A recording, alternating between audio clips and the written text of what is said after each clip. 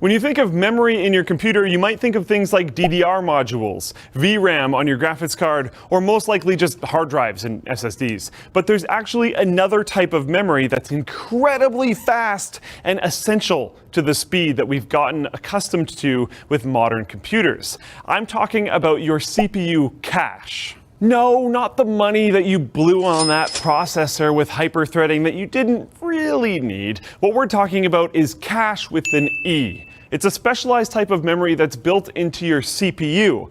But why the heck would your processor need its own memory? Aren't the 16 gigs of RAM or whatever the heck you already have in your computer good enough?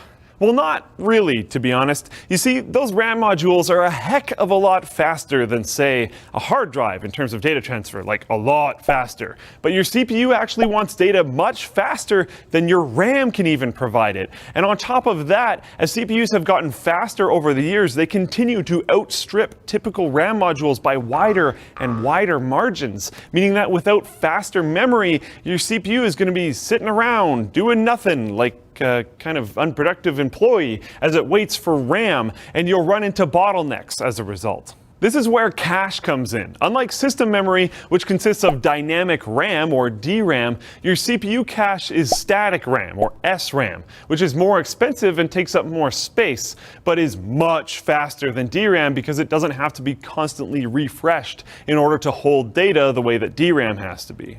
An average CPU will only have a few megabytes of cache, but it makes a tremendous use of this small amount of memory.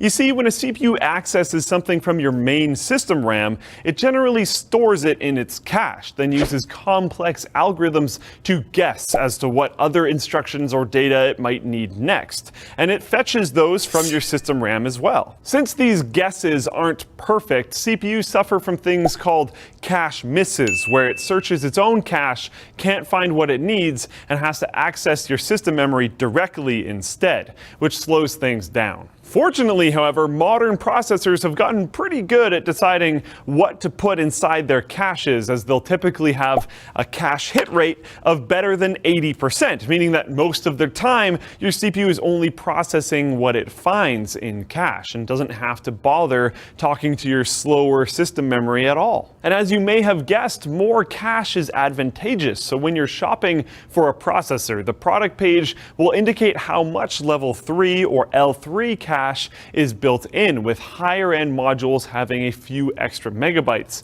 And if you're wondering what the heck happened to levels 1 and 2, these are smaller, even faster parts of the cache that your CPU will try and hit before looking for data in your level 3 cache. Okay, Luke, that's cool and all, but will better cache actually give me more FPS in games or faster speeds in my other stuff? Well, this can depend on the specific application, but you can see performance increases kind of overall on CPUs with larger caches.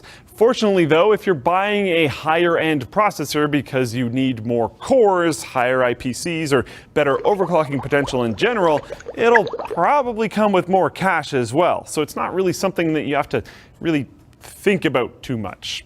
Of course, if you really want that high-end silicon, make sure that you're paying attention to how much cache with an S that your wallet has left.